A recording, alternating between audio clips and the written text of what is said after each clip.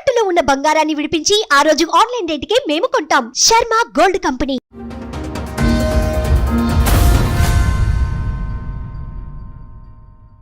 అయితే మేము 6 అక్క చెల్లెళ్ళు అండి, ఒక తమ్ముడు లాస్ట్. మా నాన్నగారు చిన్నప్పుడే మా తమ్ముడికి 2 ఇయర్స్ అప్పుడు చనిపోయారు. మా అమ్మగారు చూసుకునేవారు. 10 ఎకరాల పొలం, ఇల్లు ఉందండి. 4వ ఆవిడకి మ్యారేజ్ కాలేదు, కానీ వాళ్ళందరికీ మ్యారేజ్ అయిపోయింది. ఇప్పుడేమో మొత్తం మా అమ్మగారిని కూడా కంట్రోల్లో పెట్టేసి మొత్తం పొలం అంతా అమ్మేసాడండి. మొత్తం 10 ఎకరాలు మా తమ్ముడు.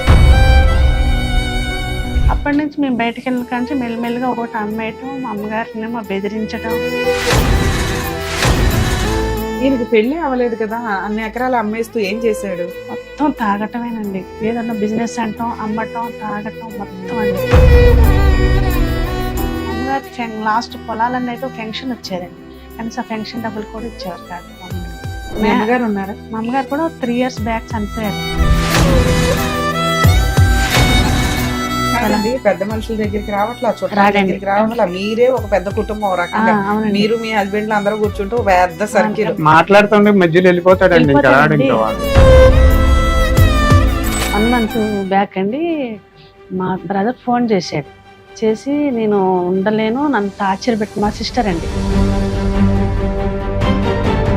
టార్చర్ పెడుతుంది, నేను ఉండలేను, నేను చనిపోతున్నానని అస్తమాన్ అదే చేస్తాడు. ఫ్యాన్ తాడేసేసి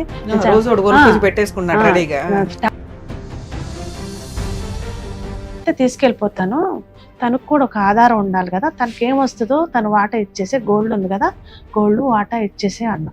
అయితే మాట్లాడకుండా వరకు ఈవినింగ్ వచ్చి నేను ఎక్కడికి పంపను, నేను ఎందుకు పంపిస్తా అన్నాడు. ఇంకంతే, ఇంకా మళ్ళీ మాట మార్చేశాడు అంతే.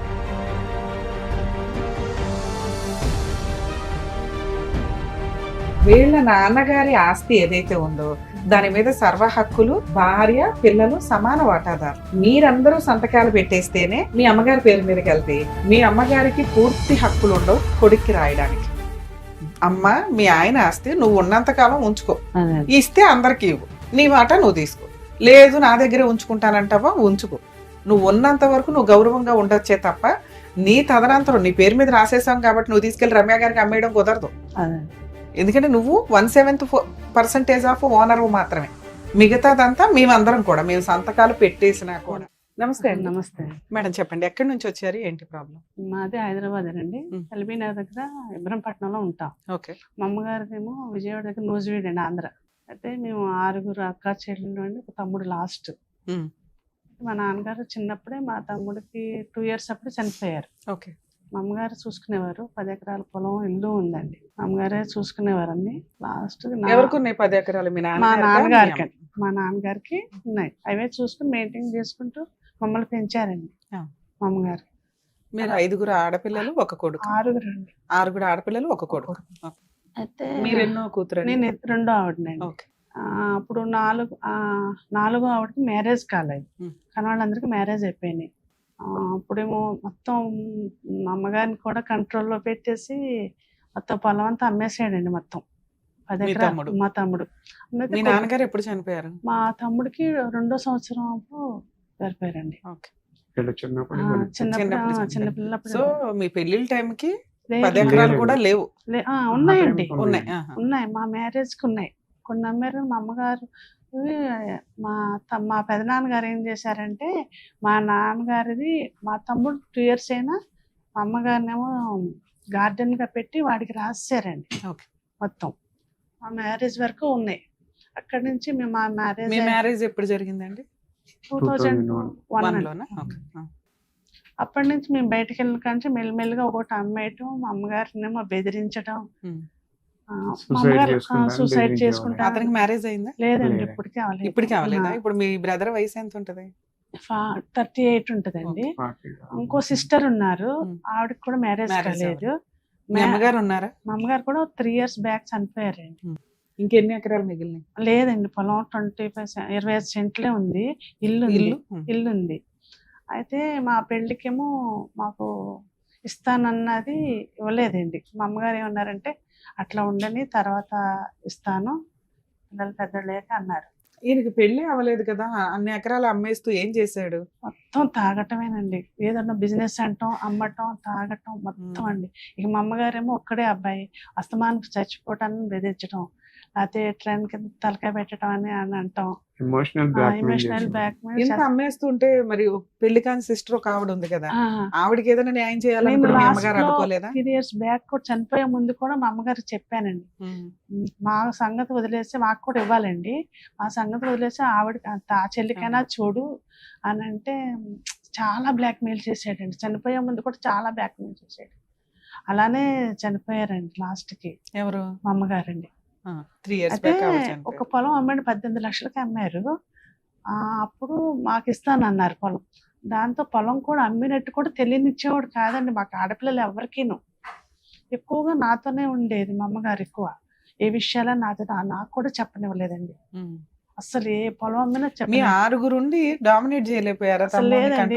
మా అమ్మగారు ఇప్పుడు మీ అమ్మ మిమ్మల్ని చూసుకొని బలగంగా ఉండగలదు కదా ధైర్యంగా, మీరు అంత ధైర్యాలు ఇవ్వకపోవడానికి కారణం ఏంటి? మా అమ్మగారు ఏంటంటే ఆడపిల్ల కన్నా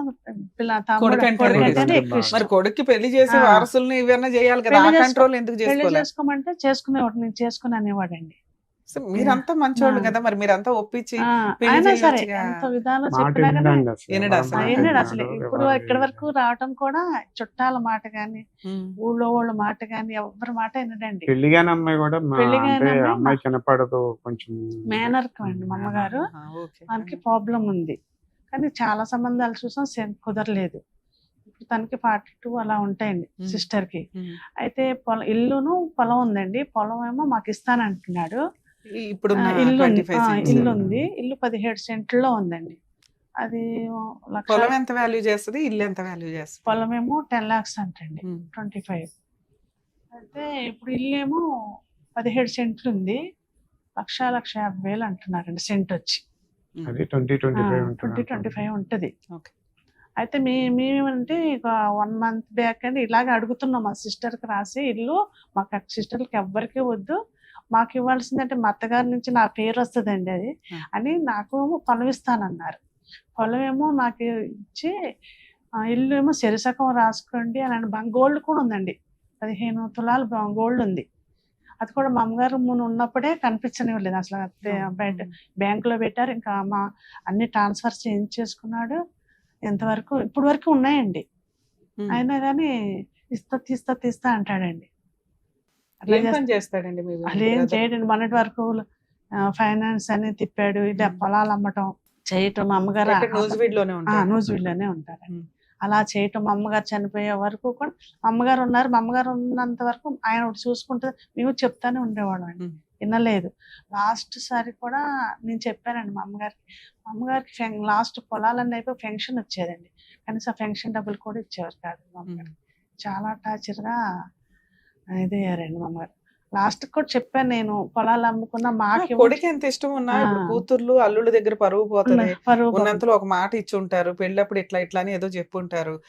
లాస్ట్ వరకు ఇస్తానే ఉందండి, బయటికి వెళ్ళటం గానీ లాయర్ దగ్గర, కనీసం లాయర్ దగ్గరికి కదలనిచ్చేవాడు కాదండి అసలు. నేను వచ్చాక కూడా నా సపోర్ట్ తో తీసుకెళ్తానంటే ఎక్కడికి వెళ్తాను తర్వాత చూద్దాంలే అని అనేవాడండి.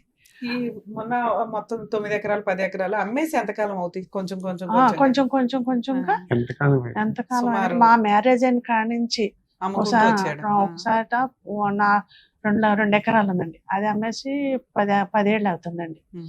ఇంకోసాట 1 ఎకరం ఉంది, అది 4 లక్షలకి అమ్మాడండి. అది అట్లా కొంచెం ఉన్నాయి అట్లానే అమ్మేశాడండి. 3 years బ్యాక్ ఏమో 18 లక్షలండి మా అమ్మగారు పోయే ముందు అమ్మాడండి. అవి అస్సలు ఏం తెలియనివ్వడండి, అసలు ఏం మాట్లాడనివ్వడండి. ఇప్పటికి అవన్నీ పోయినా కూడా మేము అసలు ఇప్పుడు ఉన్నదైనా చెల్లికి రాయమంటున్నామండి, తనకి మ్యారేజ్ కాలేదు, అసలు ఏం తెలియదు. అన్నయ్య శరిసకం రాయండి, ఇల్లు శరిసకం రాస్తే తనకు సెక్యూరిటీ ఉంటది కదండి, చెల్లికి కూడా ఉండాలి కదండి ఏదో ఒకటి. అయితే ఒక 1 month బ్యాక్ అండి మా సిస్టర్ మా ఫోన్ చేశాడు, మీ తమ్ముడిని తీసుకొస్తే ఏదో 4 వీక్ ఏదో కౌన్సిలింగ్ అదేనండి. మీరు ఫోన్ చేస్తే రాడండి, మీరు ఏమన్నా చేస్తే అసలు రాడండి. ఊళ్ళో పెద్ద మనుషుల దగ్గర అదే మీ ఎదురుకుండా మీరు కాల్ చేస్తారేమో, ఎదురుకుండా మాట్లాడితేనే బాగుంటదండి, అన్ని రికార్డ్ చేయొచ్చు. కొన్ని రికార్డులు మాకు ఇస్తానన్నది ఏ ఆధారం లేదు, కానీ మాకు ఇట్లా మా అమ్మగారు ఇట్లా రాసిస్తేనండి. ఏదైనా మీ దగ్గర ఉందా? అది నెంబర్ లేకుండా రాసి ఇచ్చేసారు. అయితే నెంబరును మా అమ్మగారు సర్వే నెంబరును మా తమ్ముడు సంతకం లేదండి.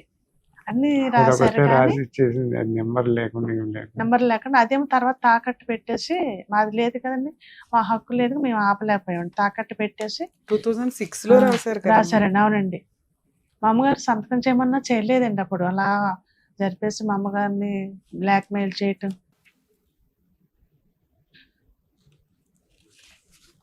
ఆవిడ ఉన్నంత కాలం నెట్టుకు వచ్చింది, నేను రాస్తాను మీకు ఎందుకు, నేను నేను రాస్తాను ఉండగా మీకేం కాదని గడిపొచ్చింది. గడుపుకొచ్చిందండి. మేమైనా ఆవిడ సైన్ లేని పేపర్ మనం ఏం చేసుకోగలం? ఆవిడ సైన్ ఆవిడ సైన్ ఉందండి. ఆవిడేనండి, లాస్ట్ తాత ఆంది లేదు. నాగరాజు కొడుకుది గారు అంటే లేదు. మా అమ్మగారి పేరేనండి. నాగమణి అయితే అట్లా మొత్తం నాగరాజు అని అలా అంటే మా అన్నిట్లో. పెద్దనాన్నగారు అలా ఎక్కిచ్చారంటే నాగమణి అయితే నాగరాజు గారు కానీ కంటిన్యూ ఆవిడ పేరు నాగరాజు. నాగమణి అండి, నాగరాజు గారని ఆధార్ కార్డు అన్నిట్లో ఇవన్నీ అలాగే ఆయన ఉన్నాయి. నాగరాజు నాగరాజు అనే అని ఉంటుంది. ఉందండి. మామూలుగా ఇంట్లో పిలుచుకునేవారు. అట్లా మా ఎంత పెద్దనాన్నగారు సిగ్నేచర్ ఇప్పుడు ఈ రైటింగ్ సిగ్నేచర్ ఒకేలాగా ఉంది. ఇదంతా మీ అమ్మాయి రాశారా? లేదు కాదండి, వేరే అది వాళ్ళతో వేరే ఉంది. రాయించారండి.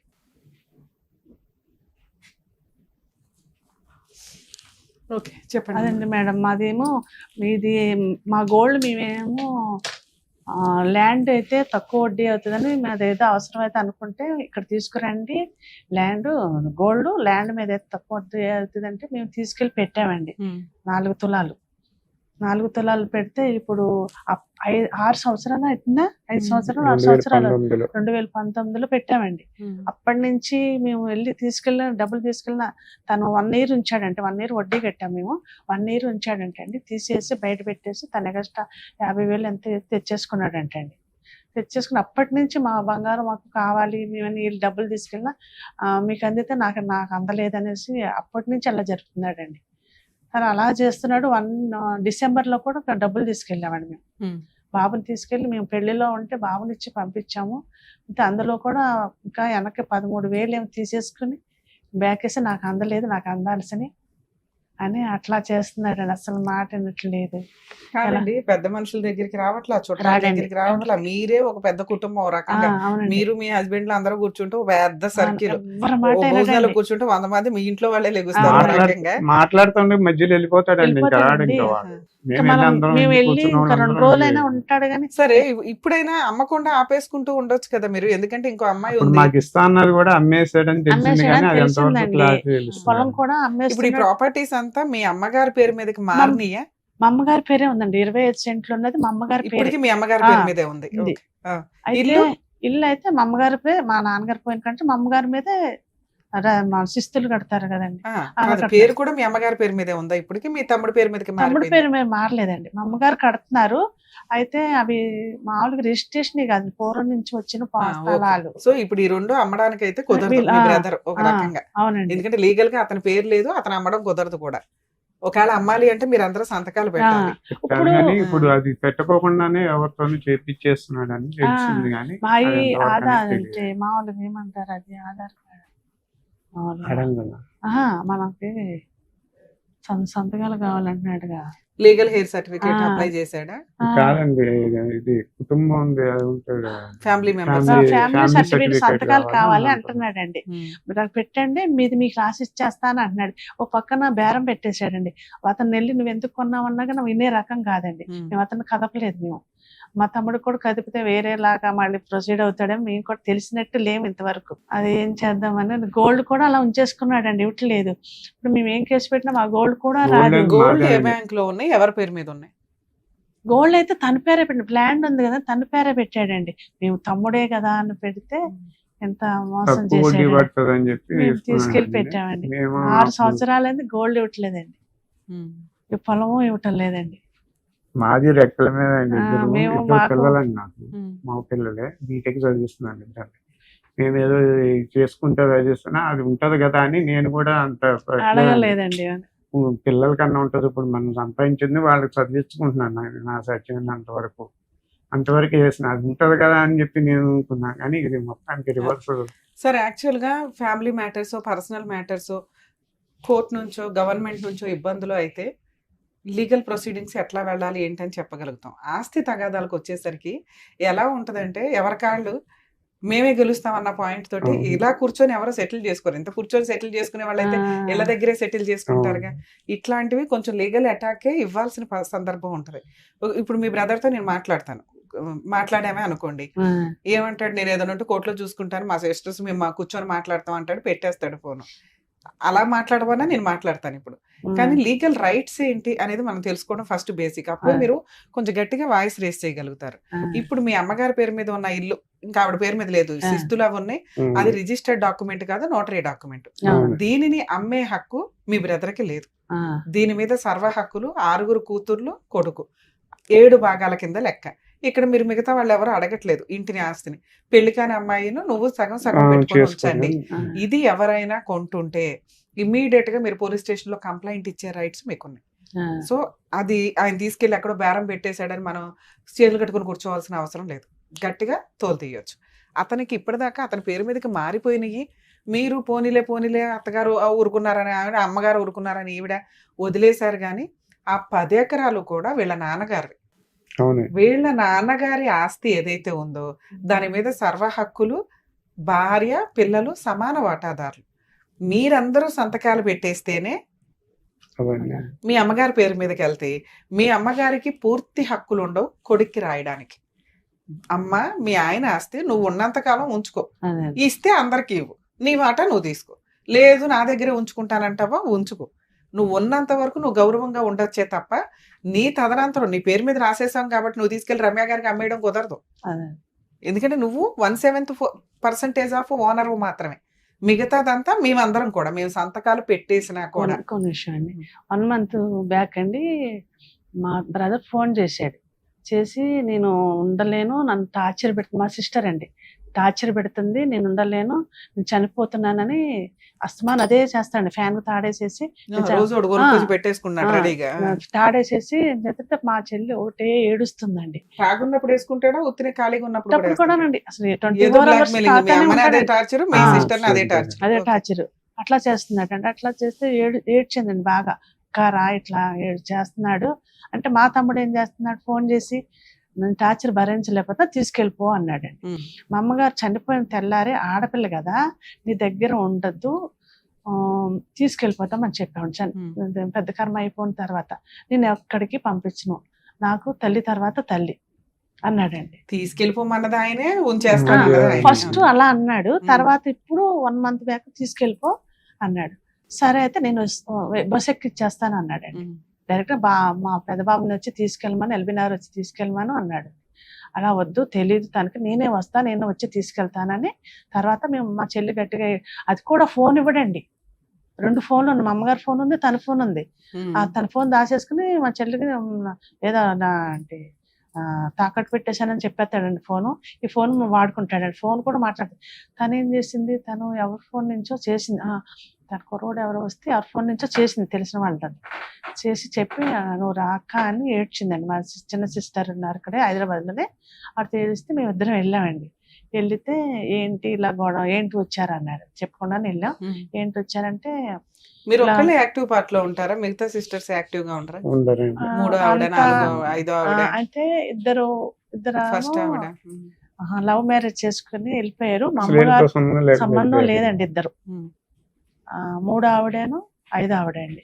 అసలు ఇప్పటికీ కలవరు మాకు. పెద్ద ఆవిడకి హెల్త్ బాగోదు, పెద్దగా అంత అటాచ్మెంట్ ఉండదు ఏ వ్యవహారంలోనైనా. నేను మా సిస్టర్, లాస్ట్ సిస్టర్ కదా, గట్టిగా నిలబడతామండి మీ ఇద్దరం. మొన్న వెళ్ళినప్పుడు అంటే అయితే నేను తీసుకెళ్ళిపో అన్నాడండి. ఇంటికి వెళ్ళిన తర్వాత అంటే తీసుకెళ్ళిపోతాను, తనకు కూడా ఒక ఆధారం ఉండాలి కదా, తనకి ఏమొస్తుందో తను వాటా ఇచ్చేసి, గోల్డ్ ఉంది కదా గోల్డ్ వాటా ఇచ్చేసి అన్నా. తన వాటా ఇచ్చేసి తీసుకెళ్ళిపోతాను. పుట్టిన ఎట్లా తీసుకెళ్తాను, మా ఇంటి దగ్గర కూడా ఊరుకోరు, అత్తగారు వాళ్ళు ఉన్నారు, ఎవరో అమ్మని అన్నట్టే కదండి. ఒకళ్ళ ఇది మీద బతకొద్దు, తను వాటా తను ఇచ్చి నేను తీసుకెళ్ళిపోతాను అన్న. అయితే మాట్లాడకుండా ఊరుకుని ఈవినింగ్ వచ్చి నేను ఎక్కడికి పంపను, నేను ఎందుకు పంపిస్తా అన్నాడండి. ఇంకంతే, ఇంకా మళ్ళీ మాట మార్చేశాడు అంతే. సో ఆయన పంపించుడు అయితే పంపించకపోవడం నేను ఈవిడ మేజరే కదండి. ఆ. ఈవిడ వచ్చేయాలంటే వచ్చేయచ్చు, ఉండాలంటే ఉండొచ్చు. ఉండొచ్చు. ఈవిడేమనుకుంటుంది? ఈవిడైతే అసలు ఆయన మాట ఆయన దాటి చెప్పదండి, బయటికి రాదు. మాట రాదు తను చెప్పదు కూడా. ఇంట్లోంచి అలా బయటకు టార్చర్ రావద్దంటాడండి. చేస్తాడండి ఎవరు లేనప్పుడు. ఇంట్లోంచి బయటికి నువ్వు అట్లా రానివ్వడు. చేస్తే నేను చచ్చిపోతాను, లేకపోతే ఆ, ఇంకోటి. ఏదన్నా ఎందుకంటే అమ్మాయికి వాళ్ళ అమ్మ ఒకటి చనిపోవడం ఇంకా వేరే ఎవరికి తెలియదండి. ఆవిడ ఎట్లా మాట్లాడాలో కూడా తెలియదు.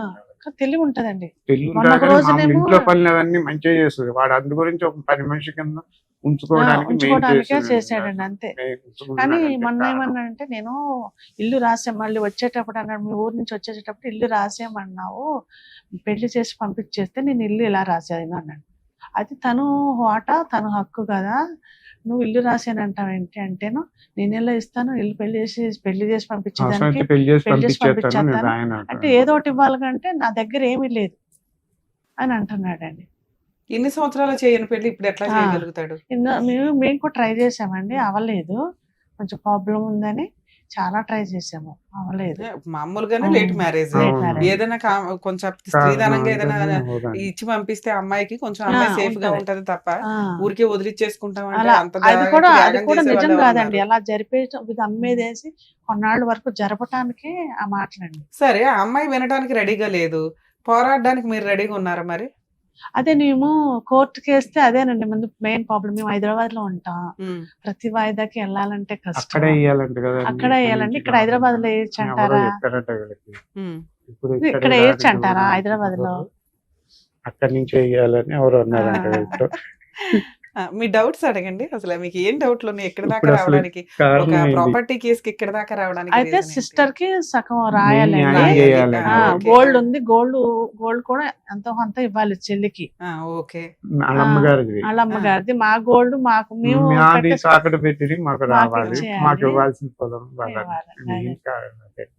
ప్రాపర్టీ కేసుల్లో మాక్సిమం ఉండే డౌట్స్ ఏంటంటే, నాన్నగారి పేరు మీద ఉన్న ఆస్తి నాన్నగారు చనిపోయిన తర్వాత అమ్మ పేరు మీదకి కూతుర్లందరూ కొడుకులందరూ కలిపి రాసేస్తే ఆవిడకి పూర్తి హక్కులు ఉంటాయా ఉండవా? అంటే ఆవిడ ఆ ఉన్న 10 ఎకరాలని వేరే వాళ్ళకి ఇచ్చేయచ్చా, అమ్మేయొచ్చా, వీళ్ళెవరు పర్మిషన్ లేకుండా? 90% కేసుల్లో ఈ డౌట్ చాలా మందికి ఉంటూ ఉంటుంది. 2, ఈ కేసు విషయానికి వచ్చేసరికి కేసులు ఎక్కడ ఫైల్ చేయాలి? ప్రాపర్టీ ఉన్న చోట ఫైల్ చేయాలా, మనం ఎక్కడుంటే అక్కడ ఫైల్ చేసుకోవచ్చా? ప్రతి డేట్కి కోర్టులకి అటెండ్ అవ్వాల్సిన అవసరం ఉంటుందా? ఇక వీళ్ళు ఈ ఎపిసోడ్లో అడిగిన కేసు ఉన్న 2 ప్రాపర్టీలు, ఒకటి నోటరీ డాక్యుమెంట్ ప్రాపర్టీ, ఇంకొకటి చనిపోయిన అమ్మ పేరు మీద ఉన్న ప్రాపర్టీ. వీటి మీద సర్వ హక్కులు ఇప్పటిదాకా 10 ఎకరాల మీద మా తమ్ముడే అన్ని అమ్మేశాడు, మరి ఇప్పుడు కూడా అలా అమ్మేయడానికి అవకాశం ఉందా? ఈ మూడిట్ల గురించి క్లారిటీ తీసుకుందాం. ఎందుకంటే ఇలాంటి డౌట్సే మీకు ప్రాపర్టీ కేసుల్లో మ్యాక్సిమం ఉంటూ ఉంటాయి. ఈ రోజున వీళ్ళు ఇక్కడికి వచ్చి మీకు అటువంటి డౌట్స్ క్లారిఫై చేసేలాగా చేశారు ఒక రకంగా. అలాగే మీ డౌట్స్ కూడా మేము క్లారిటీ ఇస్తామండి. నాన్నగారి పేరు మీద ఉన్న ఆస్తి నాన్నగారు చనిపోయిన తర్వాత దాని మీద సర్వ హక్కులు భార్య పిల్లలకి సమానంగా ఉంటాయి. 90% కేసుల్లో ఏం చేస్తారు అంటే, ఆడపిల్లలు కానీ మగపిల్లలు కానీ కలిపి, లేదా ఆడపిల్లలు పెళ్ళిళ్ళు వెళ్ళిపోయి ఉంటారు. ఈ మగపిల్లలు ఎవరైతే ఉంటారో వాళ్ళు ఎంఆర్ఓ దగ్గరికి వెళ్ళిపోయి ఆటోమేటిక్గా తల్లి పేరు మీదకి మారుస్తూ ఉంటారు.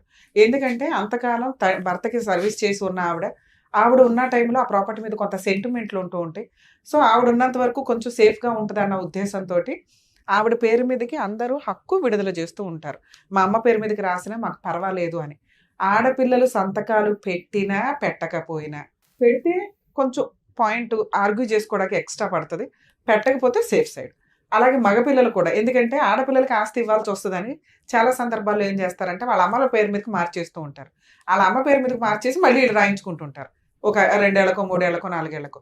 సో భార్య పేరు మీదకి, భర్త చనిపోయినాక ఆస్తి భార్య పేరు మీదకి, అంటే తండ్రి చనిపోయినాక ఆస్తి తల్లి పేరు మీదకి మారితే ఆడపిల్లలకి మగపిల్లలకి అన్ని సంతకాలు పెట్టేశారని అనుకుందాం. పెట్టేస్తే వాళ్ళకి హక్కులు పోతాయా అంటే పోవండి. ఎందుకంటే ఆవిడ పేరు మీద నమ్మి 10 ఎకరాలు పెట్టింది ఆవిడ అవసరాలకి, ఆవిడ మెడికల్కి, ఆవిడ ఇది చూసుకుంటూ కుటుంబాన్ని రన్ చేయడానికి. వీళ్ళు సంతకాలు పెట్టేది ఆవిడకి గౌరవం ఇవ్వడం. వాళ్ళ భర్త వస్తే ఆవిడ ఉన్నంతకాలం అక్కడ ఉండాలి అని. ఎప్పుడైతే ఆవిడ పేరు మీద రాసిన 10 ఎకరాలు తీసుకెళ్ళి పొల్లైకో ఎల్లైకో అమ్మేసింది అనుకోండి, దాన్ని ఛాలెంజ్ చేసే రైట్స్ ఈ ఆడపిల్లలకి మగపిల్లలకి ఉంటాయి. ఎందుకంటే వీళ్ళందరూ కూడా లీగల్ వారసులు మాత్రం. అలాగే ఈవిడ తీసుకెళ్ళిపోయి కొడుక్కి రాసేసింది. ఇలా కొడుక్కి రాసినప్పుడు కొడుకు అమ్మేసుకుంటుంటే అమ్మ కూడా కొడుకు వైపే ఉంది. ఎందుకంటే మనకి ఇక్కడ సెంటిమెంట్ అర్థమవుతుంది. ఒక్కగానొక్క కొడుకు, ఆడపిల్లలకు ఉన్నంతలో పెళ్లిళ్ళు చేసి పంపించేశాను. ఈ ఆస్తి అంతా నా కొడుక్కి రాసేసాను. నా కొడుకు అమ్ముకోవచ్చు, ఏమన్నా చేసుకోవచ్చు. నన్ను పైకి తీసుకెళ్లేది, తలకొరువు పెట్టేది కొడుకే కాబట్టి అని కొంత సెంటిమెంట్లు ఆవిడకున్నాయి. సో ఇలాంటి సెంటిమెంట్లు ఉన్నంత మాత్రాన ఈవిడికి ఇచ్చిన 10 రూపాయలు తీసుకెళ్లి కొడుక్కి రాసేస్తే కుదరదు. పిల్లలందరూ ఆడపిల్లలు ఎవరైనా కానీ ఆ రోజున అబ్జెక్షన్ పెట్టి ఉంటే, నీకు ఇచ్చింది నువ్వు వాడుకుంటావని నీ దగ్గర ఉంచుకుంటావని, కొడుక్కి దాన ధర్మాలు చేస్తే కొడుక్కి సేల్ చేస్తావనో కొడుక్కి పేరు మీద రాస్తావనో కాదు అని మీలో ఎవరైనా కానీ, మీ 5గురులు ఎవరైనా కానీ 6గురులు ఎవరైనా కానీ ఒక్క పిటిషన్ ఫైల్ చేసినా కూడా ఆ రిజిస్ట్రేషన్స్ చెల్లవు. మరి ఇప్పుడు వేసుకోవచ్చా అంటే 10 ఏళ్ల నుంచే జరిగిన ఈ ట్రాన్సాక్షన్ అంతా ఇప్పుడు కూడా 10 ఎకరాలని ఛాలెంజ్ చేసే రైట్స్ మీకుంటాయి. ఇక 2, ఆవిడ వాటా 10 రూపాయలు ఏదైతే ఆవిడకి ఇచ్చారో ఆ 10 ఎకరాలు కొడుక్కి రాసేసింది. అంటే ఆవిడ వాటా కొడుకు వాటా అంటే ఆ 2% వాళ్ళ దగ్గర ఉంటాయి తప్ప మిగతా వీళ్ళ వాటాలని ఛాలెంజ్ చేసే రైట్స్ ఉంటాయి. ఇలా కొనుక్కునేటప్పుడు 1-10 సార్లు ఆలోచించుకోండి. అందుకే లీగల్ ఒపీనియన్కి వెళ్ళమంటాం. ఎందుకంటే ఇప్పుడు ఆల్రెడీ 10 ఎకరాలని మొక్కలుగా 2 ఎకరాలు, 1/2 ఎకరం, 1/4 ఎకరం అంటే అమ్మేశాడు. ఈ కొనుక్కున్న 10 మంది ఒక్కసారి ఎంక్వైరీ చేయించుకోండి. ఎప్పుడైనా కానీ కొనేటప్పుడు ముందు జాగ్రత్త. వీళ్ళందరికీ ఆడపిల్లలు ఉన్నారు. ఆడపిల్లలంతా వాళ్ళ అమ్మకి సంతకం పెట్టారు. వాళ్ళ అమ్మ కొడుక్కి ఇచ్చేసింది. కొడుకు మాకు అమ్ముతున్నాడు. రేపటి రోజున ఆడపిల్లలు వచ్చి కేసు వేస్తారా అనే భయం ఉండాలి అని గుర్తుపెట్టుకోండి. ఆ ఆడపిల్లలు కొనుక్కునేటప్పుడు కనుక ఆడపిల్లల సంతకాలు కూడా తీసుకోండి. ఎందుకంటే ఇక్కడ ఇచ్చింది అమ్మకి మాత్రమే. అమ్మ మళ్ళీ వెనక్కి ఛాలెంజ్ చేసే రైట్స్ ఆడపిల్లలకు ఉంటాయి. అమ్మ నీకు ఇచ్చింది నువ్వు దాచుకుంటావని, కానీ నువ్వు నీ కొడుకు ఇస్తే కొడుకు అమ్మేస్తాడని కాదు. ఒకవేళ అమ్మారు అనుకోండి, ఆడపిల్లలు కూడా సంతకం పెట్టాలి. మీరు కొనుక్కునేటప్పుడు ఈ జాగ్రత్తలు తీసుకోండి. ఈ రోజున ఇలాంటి కేసులు వీళ్ళు కనుక ఎవరైనా పిటిషన్ ఫైల్ చేస్తే ఖచ్చితంగా మీరు కోర్టుల చుట్టూ తిరగాలి. గెలుస్తారా లేదా అనేది తర్వాత సంగతి. ఇక ప్రాపర్టీ కేసులు ఎన్ని సంవత్సరాలు నడిస్తే మీకు ఐడియా ఉంటుంది కాబట్టి. ఇక 2, నోటరీ డాక్యుమెంట్ ఉన్న ల్యాండ్స్, ఇంకా అమ్మ పేరు మీద ఉన్న ల్యాండ్. ఈ 2 మిగిలిన. రెండో క్వశ్చన్కి, అమ్మ చనిపోయింది, అమ్మ పేరు మీద ఉన్న ల్యాండ్ ఇప్పుడు తమ్ముడు అమ్మేయడానికి అవకాశం ఉంటుందా? లేదు. ఇప్పుడు ఇది లీగల్ హెయిర్స్ అందరూ అంటే ఫ్యామిలీ మెంబర్స్ అందరూ కలిపి ఫ్యామిలీ మెంబర్ సర్టిఫికేట్ ఒకటి రెడీ చేయించుకుని ఎంఆర్ఓ ఆఫీస్లో నుంచి, లేదా వీళ్ళు ప్రైవేట్ వ్యక్తులు అయితే, గవర్నమెంట్ వ్యక్తులు అయితేనే మీకు family member certificate, legal heir certificate ఇస్తారండి. లేదా కోర్టులో ఫలానా ఏ అనే ఆవిడకి భర్త చనిపోయాడు, ఇదిగోండి ఒక కొడుకు, 6 ఆడపిల్లలమే, పెళ్ళిళ్ళు అయిపోయినా కూడా ఆస్తి పంపకాలు జరగకపోతే వాళ్ళు 25 ఏళ్ల క్రితం 40 ఏళ్ల క్రితం మ్యారేజ్లు అయిపోయినా కూడా ఈ ఆస్తికి వారసుల కిందే లెక్క. ఎందుకంటే ఆస్తి పంపకం ఇంకా జరగల, అమ్మగారి పేరు మీదే ఉంది. ఈ 25 సెంట్లు 1/2 ఎకరం ఏదైతే ఉంటాయో వీటిని ఛాలెంజ్ చేసే రైట్స్ ఆడపిల్లలకు ఉన్నాయి. అంటే ఈ పాయింట్తో పాటు మిగతా 10 ఎకరాలను కూడా ఛాలెంజ్ చేయొచ్చు. ఇక పెళ్లికైన ఆడపిల్ల ఎవరైతే ఉన్నారో నోటరీ డాక్యుమెంట్ హౌస్ ఏదైతే ఉందో దీని మీద కూడా సర్వ హక్కులు అందరికీ ఉంటాయండి. కాకపోతే వీళ్ళందరూ మంచితనంగా ఏమంటున్నారంటే ఇంకొక అమ్మాయికి పెళ్ళి అవ్వలేదు కాబట్టి 50% ఆవిడకి 50% తమ్ముడిని తీసుకోమనండి అని అంటున్నారు. ఇక్కడ ఉన్న 10 ఎకరాలు హారతకర్పూరం చేసింది తమ్ముడు. దాన్ని ఏమైనా 20 ఎకరాలు చేశాడా? చేయలే. పెళ్లి చేసుకున్నాడా? చేసుకోలే. ఇప్పుడు ఈ ఉన్నది కూడా ఏ రకంగా ఖర్చు పెట్టేస్తే ఎక్కడ ఉంటాడు అతను? అతనుకున్న చెడు అలవాట్లకి ఇచ్చిన ఫ్రూట్ ఈ రోజున 1 ఎకరం కొనాలంటే తలప్రాణ తోక్కు వస్తుంది జనాలకి.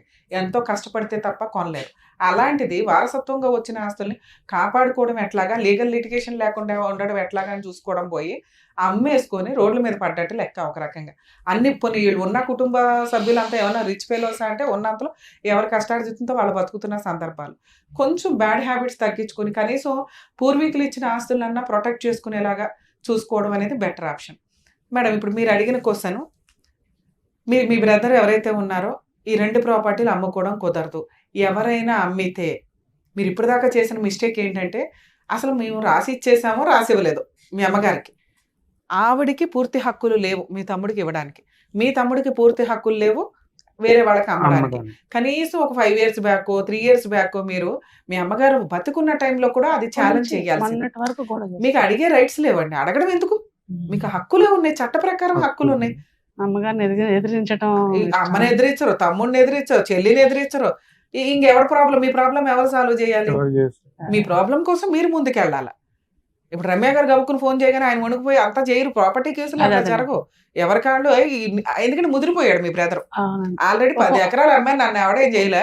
ఇప్పుడు రమ్య గారు 1/2 ఎకరం కాపుతారా, మా అక్క కాళ్ళు పట్టేసుకుంటే అయిపోద్ది అనుకుంటాడు.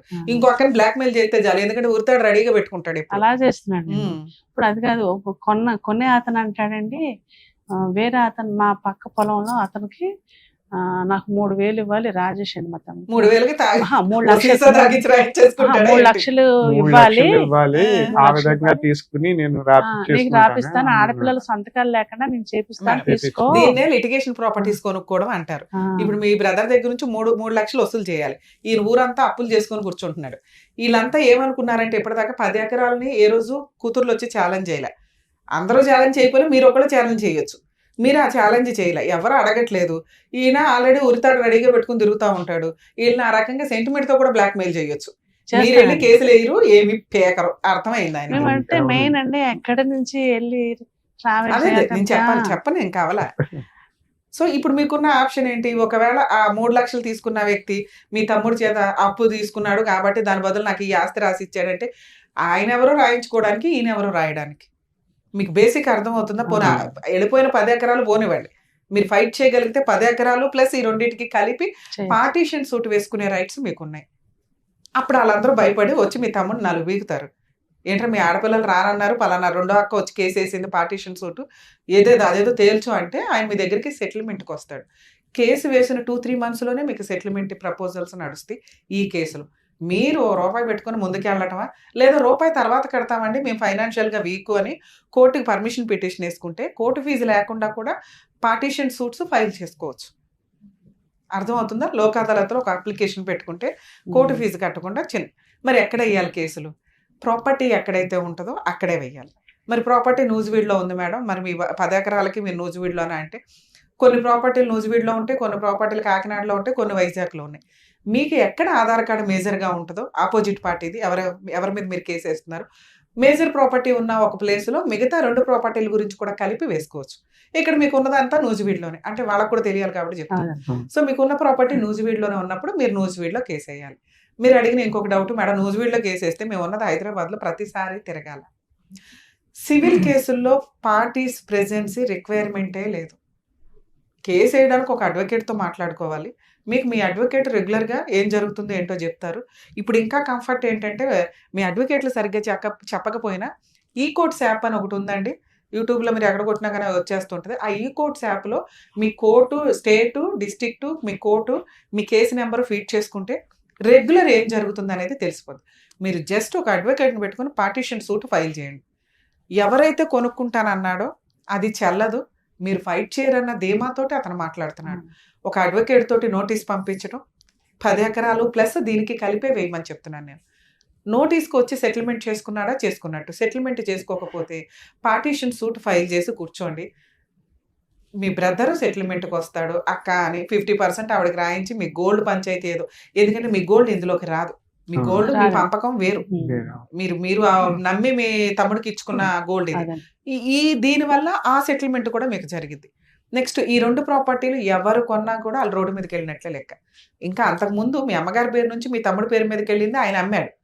వాటినే మనం ఛాలెంజ్ చేస్తుంటే ఇంకా మీ అమ్మగారి పేరు మీద ఉన్న ఆస్తిని మీ తమ్ముడు ఎవరో అమ్మడానికి, ఆయన ఎవరో కొనుక్కోవడానికి. ఆయనది 3 లక్షలు డెడ్ ఇన్వెస్ట్మెంట్ కింద లెక్క.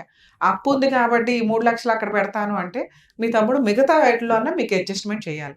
మీకు అమ్మే ఉద్దేశం లేకపోతే, మీ సంతకాలు లేకుండా మీ అమ్మగారి పేరు మీద ఉన్న ఆ 25 సెంట్లో ఏదైతే ఉందో అది అమ్మే హక్కు మీ తమ్ముడికి లేదు, కొనుక్కునే వ్యక్తికి రైట్సే రావు.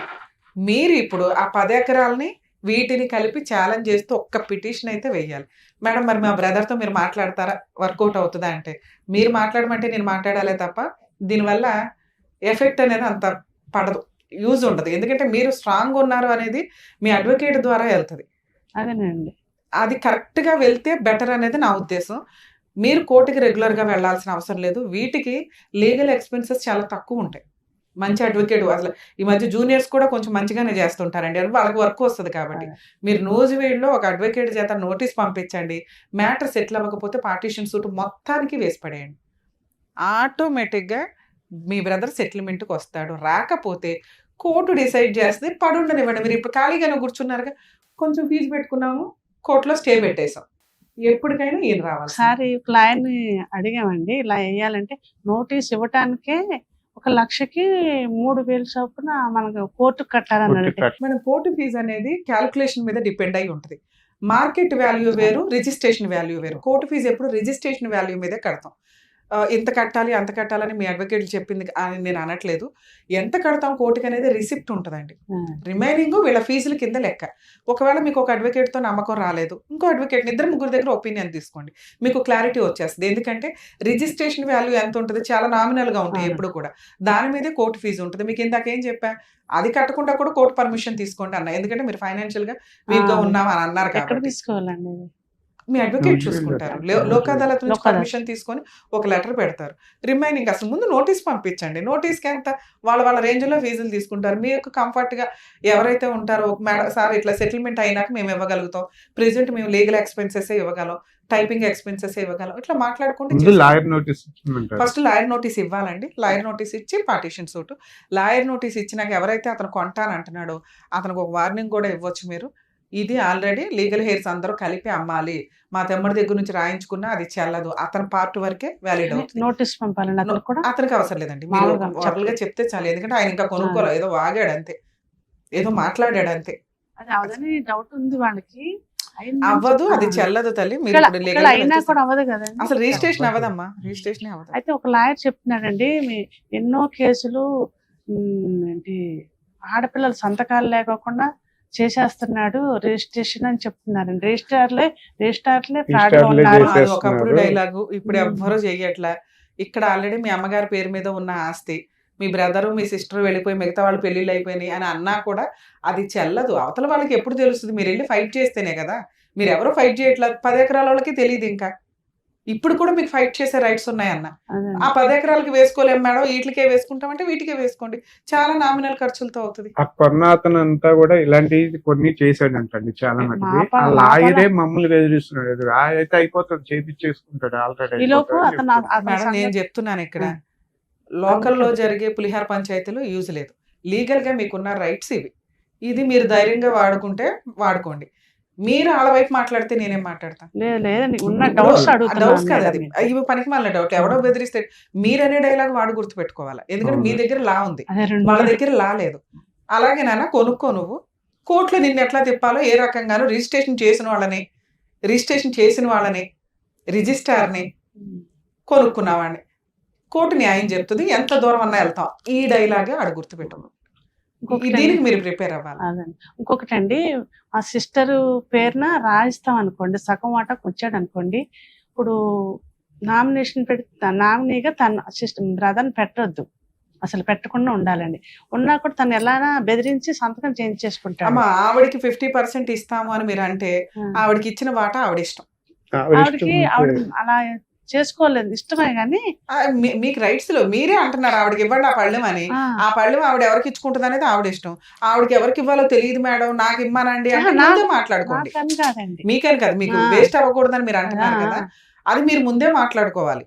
ఆవిడకి రాసి ఆవిడ దగ్గర నుంచి మళ్ళీ రాయించుకుంటాడు అనుకుంటే మీరు ఈ పంచాయతీ పెట్టడమే వేస్ట్ కదా. మనం రూల్స్ ఎలా వెళ్ళాలి అనేది ఎలా పెట్టాలి ఆయన కాకుండా ఆమెకి. ఎందుకంటే ఒప్పుకునే ఏదైనా ఓకేనండి. ఇప్పుడు మీరు మంచి అనుకుంటున్నారు ఏమని, ఆయన నామినీగా పెట్టొద్దు, దానికి ఆయన ఒప్పుకోవాలి, ఈవిడ ఒప్పుకోవాలి. ఈవిడ ఒప్పుకుంది అనుకోండి, అమ్మ నీ తర్వాత నామినీగా పలానా అక్క ఉంటది, పలానా బావ ఉంటాడు, పలానా చుట్టం ఉంటాడు, ఓకేనా? ఓకే అంటేనే సెటిల్మెంట్. ఆ చెల్లికి కూడా ఏమి తెలియదండి అది. అట్లా మేడం టూ మచ్ మీరు అడుగుతున్నదే, అది టూ మచ్ కాదండి. చెల్లికి ఏమీ తెలియదు, ఈయన రాయుడు, అప్పుడు అది సెటిల్మెంట్ ఎట్లా అవుతుంది? ఒకటి ఈయన ఒప్పుకోవాలి, కాన్షియస్ లో ఉన్న ఆయన. చెల్లికి తెలియదు కాబట్టి ఈయన ఒప్పుకోవాలి, ఈయన ఒప్పించుకోండి, రాయించుకోండి. నామినీలు ఇంకో పేరు పెడతాం, నీ పేరు కాదు. ఆయన ఒప్పుకుంటేనే కదా మీకు అవుతుంది, లేదా కోర్టు డిసైడ్ చేస్తుంది. అప్పుడు కోర్టుని అడగండి, ఈవిడ తరపున కూడా మేమే ఫైట్ చేస్తున్నామండి, మరి ఈవిడ తరపున మమ్మల్ని నామినీగా పెట్టండి, ఆవిడ పెళ్ళైనాక వాళ్ళ పిల్లలకి వెళ్ళేలాగా. ఇలా మాట్లాడుకునే రైట్స్ మనకున్నాయి. అదే ఎలా పెట్టాలి అనేది అంటే అడిగాను, అడ్వకేట్లు చూసుకుంటారు. లేదండి, డౌట్ చిన్న డౌట్ అని అడుగుతున్నాను. ప్రాపర్టీ కేసులు అనేవి ఇప్పుడు మీకు ఒక 4-5 కేసు పాయింట్స్ మీద డౌట్స్ క్లారిఫై అయ్యి ఉంటాయి. ఆడపిల్లలకి ఆస్తులు ఇవ్వాలా వద్దా అనేది కొన్ని డౌట్స్ ఉంటాయి. నెక్స్ట్ 40 years అయిపోయినాయి, 30 years అయిపోయినాయి, వీళ్ళకి షేర్ ఉండదు అనేది కొన్ని ఉంటాయి. ఎప్పుడు కూడా అన్ని కేసులు అన్ని లిటిగేషన్స్ మీవి కాదు. ఈచ్ కేసుకి దాని యొక్క ప్రాపర్టీ కేసుల్లో ఇచ్చే ఎక్స్ప్లెనేషన్ అనేది డిఫరెంట్గా ఉంటుంది. మీకు ప్రాపర్టీ కేసుల మీద ఏదైనా డౌట్స్ ఉంటే నియర్ బై మీ సివిల్ కేసులు చేసి ప్రాపర్టీ కేసులు చేసే అడ్వకేట్స్ని అప్రోచ్ అవ్వడం బెటర్ ఆప్షన్. నమస్తే.